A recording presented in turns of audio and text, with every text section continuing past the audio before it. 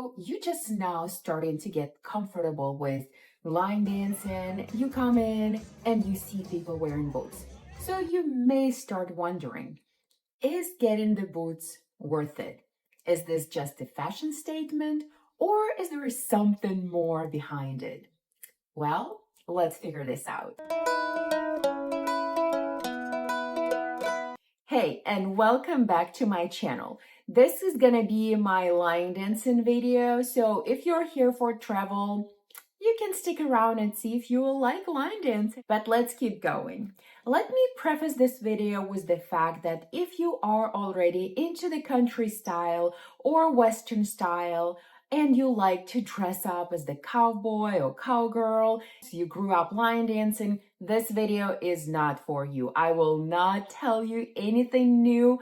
This is the video for those who are questioning whether or not getting the boots may be worth the purchase. And most of those people are on the fence because it doesn't really fit their style. So it's not going to be used for the day-to-day wear, and the price of the real pair of cowboy boots is pretty steep. Also, this video would probably be only interesting for the ladies because we usually try to put outfit together in our heads, where our shoes match our clothing, and boots go along with pretty much everything. A nice sundress or the shorts or the jeans. But the guys, you would rarely see a guy wearing shorts with boots. I mean, you could, but that just looks out of place. Ladies can go for the boots in various colors with rhinestones and tassels and all of that, but the guys, you would probably stick with the most basic or most subtle cowboy boots out there. Well, of course you can go out if you wanted to, but generally speaking, you would not be wearing boots with rhinestones to the dance floor. Well, some of you may. Anyhow, let me share my experience with the boots or no boots question. To make this video, I brought a variety of different shoes that I wore at one time or another to the line dancing floor to show you just what I started with, what I ended up with, and what I tried in between because I was coming from different events. So let me run through those details. When I was first asked to go to line dancing, I did not have any boots.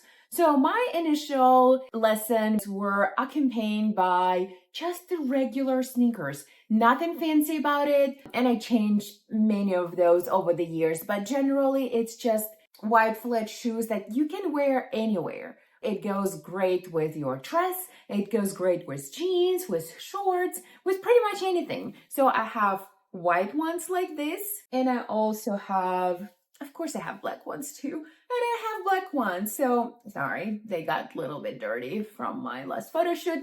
These were my go-to for my first line dancing lessons. The other important pieces of those type of shoes is that they stay on your feet. You will not lose them like flip-flops. They will protect your toes, which is very important because if you're dancing with somebody who is wearing boots and they by accident step on your toe, ooh, that hurts. And I'm telling you from my personal experience, that hurts a lot. That's why those were my go-to when I first started. Next phase, I started getting more into line dancing. And at that point of time, I wanted to have something that resembles boots, but not necessarily the boots themselves because those just don't fit my style in general. So I may not be even wearing them, and I'm not even sure if I want to just throw money into the boots that I may wear like once or twice. So with that, I opted out to buy more casual booty. This is the first ones I bought. I don't have them anymore. They look like something I could wear out there without the reference to line dancing or country style. Nothing wrong with that, just not something I would normally wear. And later on, I replaced them with other type of shoes. So that would be pretty simple. Again, goes with any type of color, easy to dance in. They're soft and nice. As I got more and more into Westernish looking style, I got my other pair, which is more like Western type sandals. But if you wear long jeans over it or long pants, you will not even notice that it's like a country looking boot. So now we're getting into the boots. I only got the actual country slash Western looking boots this year after probably 3 or 4 years being into line dancing. The reason is because on some nights I really wanted to fit the theme or fit in with the girls that I went out with and wanted to look more country and Western. So the boots were the thing to be. And then I found those boots, don't laugh, at Walmart. So the first pair of boots I ever bought were coming from Walmart, and those are pretty nice. So to me, getting those boots was worth it because they were on the cheaper side. It's not real leather, and it was a chance for me to try it out and see if I even like it, if I can't even dance in them or stay cool enough while dancing. This was my first pair of real-ish country-looking boots that I decided to get. So to this time, I have not bought the real deal. I do not own real leather cowboy boots, but I did visit the Freebird website like a million of times because they have such beautiful designs. And those boots, some of those boots do not even look country or Western. Those would be something I would wear out for social occasions or elsewhere. What stops me is the cost. The pricing of those boots. Some of the real country boots may range from $200 to $400 because normally they're leather based and they're really well made with the intricate pattern or potentially rhinestones or any other embroidery or application. So they can get so expensive and I just couldn't justify it for myself to get them. I opted out for the fake analogies, and the other pair of boots that I bought were also, I bought them on Amazon if I'm not mistaken, but those are on the prettier side. If you can see, they're a little bit of a embroidery I love because it just flowers. I love flowers. So, and then the rhinestones, of course, the sparkly things, and they were black. Lower heel because, like I said, I'm tall, so I like it to be on the lower side and it's easier to dance in. But this is also not real leather, and it was the same price as the Walmart boots. So I needed to have one black option and one more like tan/white option. So I got those for different outfits, different dresses, and I'm happy with them. Now you may ask me, why would you even go for boots if it doesn't fit your style and you're not really interested in the atmosphere, you don't care? I can give you the reasons why boots were a good purchase for me in order. Number one, boots easier to dance in. The first reason why it's easier to dance in boots is because line dancing involves a lot of gliding and spinning, and wearing the boots with the soles that they have allows you to glide easier and to spin easier, keeping the balance intact because of the heel. So again, it really depends on the height of the heel, but my boots are really stable, allow me to spin and slide and all of that, and I love it for that specific reason. The boots are easier to stomp in. Some dances involve stomping and clapping, and that just adds a little of flavor to the line dancing. And I love hearing the sound of the boot stomp. In the country bar, some floors are built to amplify the sound, so when you stomp on it, it just goes boom, boom, boom. So you clearly can hear that people are stomping, but sometimes it's not the case. So having the boot with the heel that you can actually hit against the ground and hear the sound is so awesome, and it gives you so much excitement. It's so much fun. You cannot normally do if you're wearing something like a tennis shoe or Nike shoe. It's just so soft and quiet. Some of the line dances involve deep squats. Yes, you heard me right, squats. So when you're squatting deep and you need to drop and then rise really quickly, having a little heel on your boot really helps you. So I found it easier to squat down and jump up wearing boots rather than wearing flats. So that's the other reason why I like wearing boots specifically to the line dancing event. Serve as a pocket when you don't have any. You can hide stuff in your boot. And of course, ladies and gentlemen, if you wish, you may come into the bar with the purse or like jacket with pockets and such. But us ladies, when we wear a sundress or a really nice dress, it's unlikely to have pockets. Or even if there is a pocket in shorts, it can be just a tiny bitty pocket that doesn't really hold much stuff in it. So for those reasons, we have to carry a purse, we have to carry a backpack or something of that matter. And I really dislike dancing with a purse or a backpack, and I hate leaving my phone out there unattended. So I found that hiding your phone in a boot was pretty comfortable, and even hiding your keys into the boot was possible.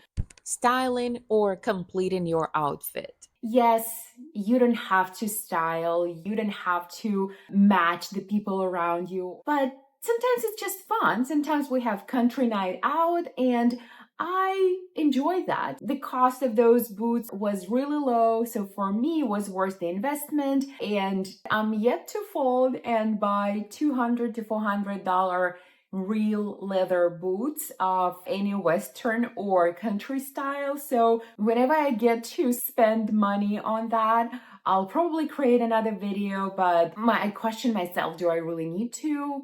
Will I be using them outside of line dancing? Is it worth the purchase?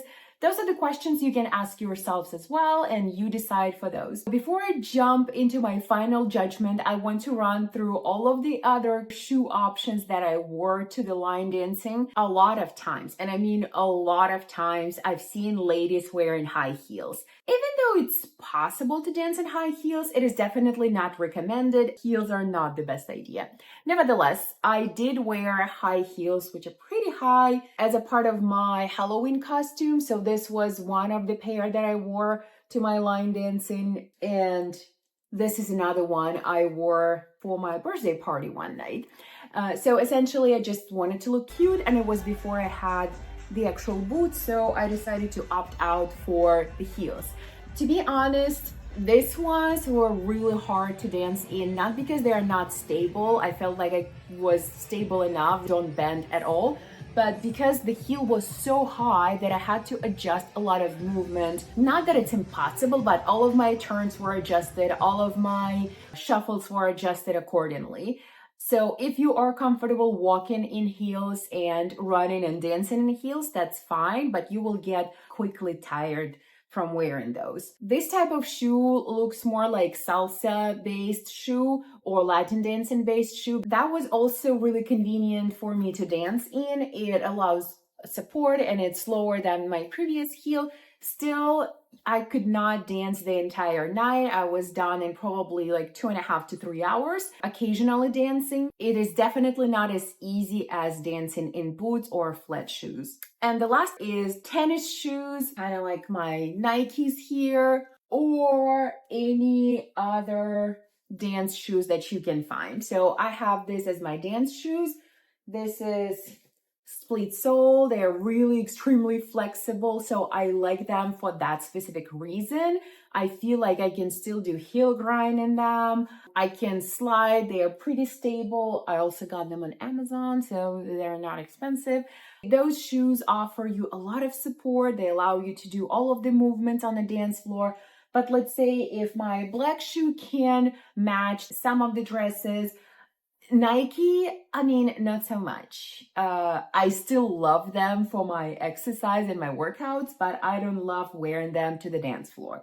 For that reason, if you are concerned about matching your outfit options, then choose the dance shoes. If you're not concerned about that, then it doesn't matter. Who cares, right? It's only your decision that matters. Also, I just folded last week and bought the Professional Fuegos dance shoes. I will let you know how good those are once I get a chance to dance in them. For me, because I dance so much, I dance salsa, I dance bachata, I dance line dance, it's worth the investment to buy this type of shoes because dance shoes I can wear to any of those dance floors that I attend regularly. For you, if you're not dancing as much, and you're just looking for a little bit of fun and comfort, I would say start with the tennis shoes. That's comfortable. Whatever matches your outfit, your style, just go with that as long as you're comfortable. So, and as my final verdict, unless you can shell out $200 to $400 outright without getting yourself in debt, I would not recommend getting the real leather cowboy boots just for line dancing. I mean, if that's your style, if this is what you've dreamed about, then sure, go ahead and do that. But if you're just starting line dancing and you're looking into the boots option, buy something cheap, buy something on Amazon, Walmart, or other website that gives you enough latitude to figure out whether or not the boots are for you. Maybe it's going to be too hot for you to dance and you will not be as upset spending $400 versus $40 on the boots that you may never wear. For me, I thought that this was a great alternative to start with. And if I need to go and spend money on more expensive pair of boots, I want to make sure that I can first dance in them. I know exactly what heel height I want and that I know what style of boot I want because that's going to be an investment for sure. So that was all about the boots and line dancing. Thank you for watching. I hope you learned something new. If you have additional questions, let me know in the comments or, well, there is no other option. Just let me know in the comments. See you on the dance floor.